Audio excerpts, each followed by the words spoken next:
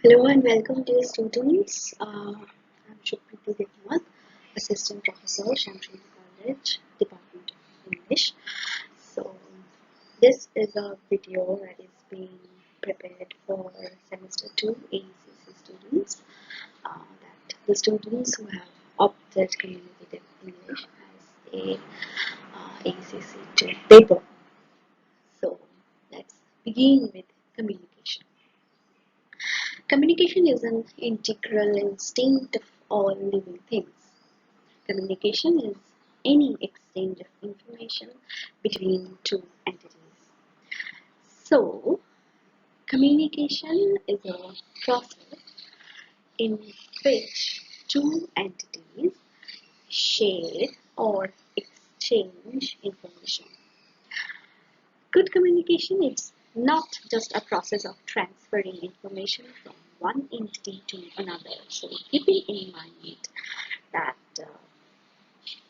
while communication is exchange of information, good communication is not limited to the exchange or transference of information only. It is an art of first listening or reading information, comprehending it, processing it, and then transferring it.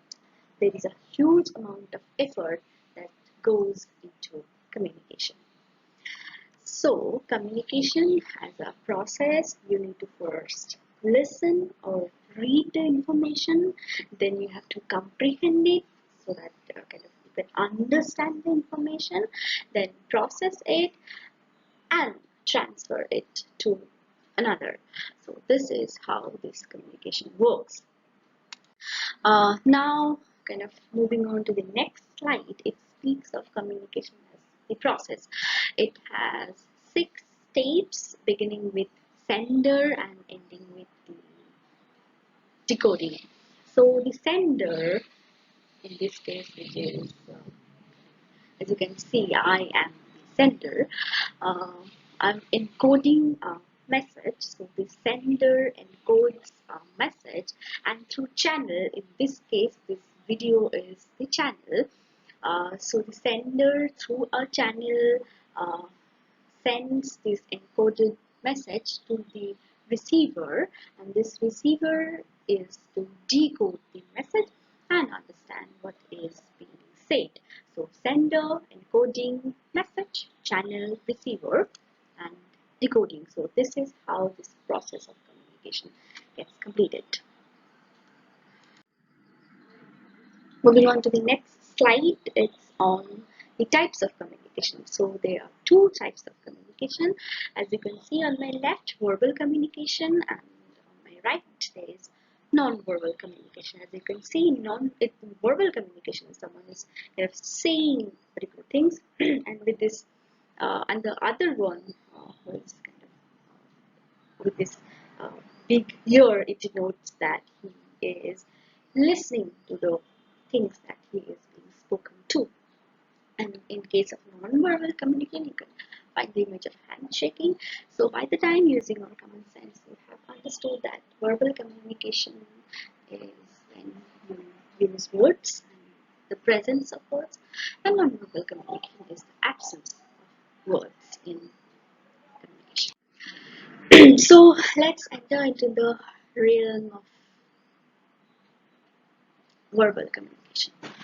The word verbal comes from Latin word verbum, meaning word, and the word communication comes from the Latin word for communicare, meaning to share. So it follows from this that verbal communication means sharing things by means of words. So, sorry, verbal communication is the process of communication where one shares or shares things through words. When you are engaged in a verbal communication, you are expected to share things with the help of words.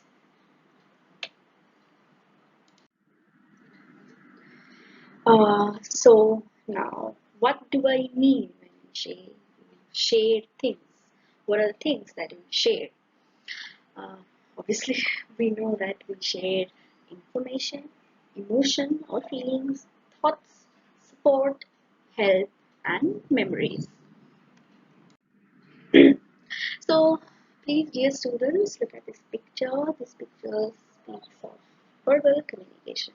As you can see, that these people are engaged in a conversation, which they are doing obviously with words. They are smiling and looking at each other. They were discussing something interesting, maybe. So, you have to keep in mind. So this is a keep in mind thing, that written communication is verbal communication. Sometimes verbal communication is contrasted with written communication. However, strictly speaking, both types of communication use words and thus both are verbal. So let's see if you can answer this question. Writing an examination paper is a form of mass communication. And you are given four options: oral, non-verbal, verbal, electronic. These are MCQ question. This you may find in examination. So writing an examination paper is not oral. If it were telephonic conversation, it would have been oral conversation. But writing a paper is not oral communication. This is not non-verbal communication, again, because you are using words, you are writing words. This is not electronic communication because you are using your pen and paper. This is obviously verbal communication. So writing as a mode is verbal communication. So in the next couple of slides, I'll be speaking of the importance of verbal communication. Verbal communication helps us to keep each other informed. We can use verbal communication to circulate useful and important information. So while you are circulating information, you need to keep in mind that you are sharing or circulating something useful, something important, not fake. So this pandemic, we must share information so that we can prevent it. For example, in this image you can see that this image informs. Verbal communication can inform us uh, to protect ourselves in this case. So it says wash your hands, use a tissue for coughs, and avoid touching your face. So these are really useful and important information for the time being. In the next slide, you can see this woman on my left has lost her way and she cannot decide. She is in doubt what to do and what not to do. So, in using verbal communication, you can ask for help and support if you are lost, if you cannot find a particular address, if you cannot find a particular location, and the map even doesn't help. What you have to do, you have to be smart and go and ask a passerby or a police officer in that case that is what the woman right is doing. So asking for help and support may be the first step to problem solving. So if you are in problem, go and ask, have some help, and this we can do through verbal communication. So the next slide is really very interesting. It speaks how to make friends as an adult. So if you are interested or if you wish to make friends, what you have to do, you have to approach the person you want to be a friend with. So in this case, this person on my left, she is kind of his or she's whatever going to the other and asking you want to hang out, and then they become friend, as this kind of suggests at least. So to make a friend, you have to approach the other one, take initiative, and begin kind of a chat with words. So it can be a good start for friendship and living in a civic society. You should make friends, good friends, really good friends. So point number 4 is expressing ourselves creatively. Verbal communication can be the means for expressing our imagination. It can be used to share emotions, that is, we can share emotions as well as factual informations with our verbal communication skills. So the next slide is on the types of verbal communication. So far we have been speaking of communication, verbal communication, its definition, its nature, its importance, and now I'll be speaking on the types of verbal communication. The first and foremost type is speaking face to face. So here words are combined with our gestures, facial expressions, tone of voice to give a full communication package. Verbal communication, when it comes to face-to-face communication, gives the full communication package. You can, as you can see in this image, these two people are engaged in a conversation which is face to face. They are smiling, they are discussing something interesting, and here you can have prompt replies. You can see the person, you can kind of see them smiling, see them kind of with their gestures, with their facial expressions. So it is, I mean, the most beautiful way of having remaining having in communication with the other. This is another type of communication, speaking on the phone. So what we do nowadays with this progress of technology. So communicating verbally on the phone is an excellent way to reach people far away. Uh, Video chat services, the wonders of this internet have enabled us to communicate verbally with people everywhere and to stay in touch with our loved ones across the globe. So we can chat through video. In official cases, we can have video conferences, and in personal cases, we can kind of chat with several apps that enable us to have video chatting. The next slide is something that you shouldn't do. I hope you understand. So, the next slide. So, these are other types of verbal communication. Writing a letter, a bit old-fashioned, but yes, writing a letter is an art and it will never die. Giving a lecture, there's a picture where you can see Dr. Kalam is delivering his lecture. This is a key example of the utility of verbal communication in an academic context. In academic context, kind of verbal communication really helps. Leaving a voicemail, record things. You can record things for your family, friends, or colleagues, and they can find it when they have convenient time convenient. So making announcements in train, station, supermarket, and emergency cases is also a mode of verbal communication. In this case, today is Janata Party Day, 22nd March, and this is something our Prime Minister announced yesterday. So announcements is verbal communication. And all the announcements that you can find in train station or in supermarket, for example, this buy one get one offers, all are verbal communication.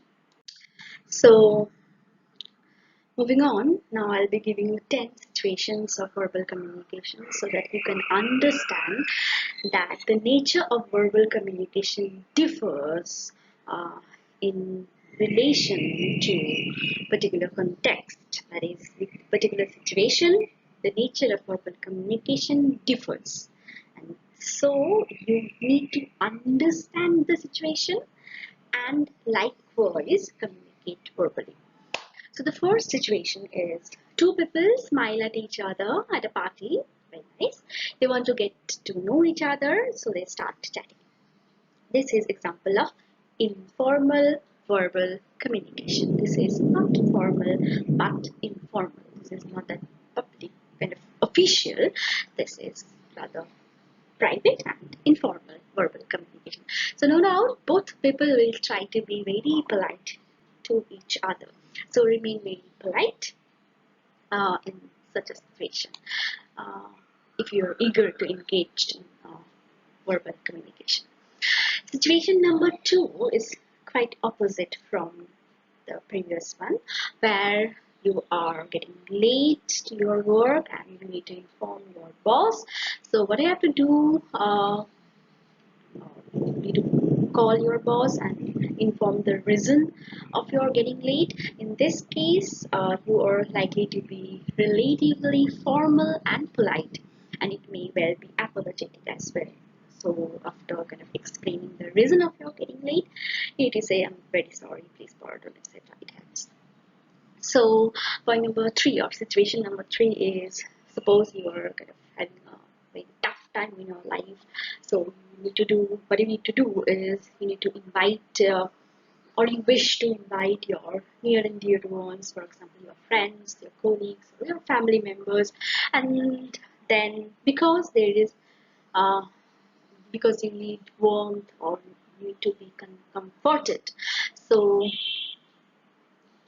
these things can help you to cope up with untoward situations in your life, and these things you can be doing through verbal communication. So situation number 4. A lecturer in a lecture hall explains a topic to their students using just the power of their voice. Here, verbal communication is being used in order to share information. So while a teacher in a class is delivering his or her lecture, keep in mind that he or she is engaged in verbal communication. A singer with her quality of voice or her style of singing is also engaged in a verbal communication. In case of education, in case of teaching, a teacher interacts with children in their class, uh, explaining topics in various different ways until everyone understands. So the teacher need to kind of mold his or himself or herself, uh, be very specific in kind of selecting words in the ways she or she can make each and every student understand the topic that is being discussed in class. So this is another example of verbal communication and has a key goal in educating people. Situation number 7. Suppose you have kind of bought something from a nearby shop, but you do not know how to use it. So what you have to do, you have to call the customer care and ask for help. So information is being asked for and given in this scenario, hopefully at least. Situation number 8.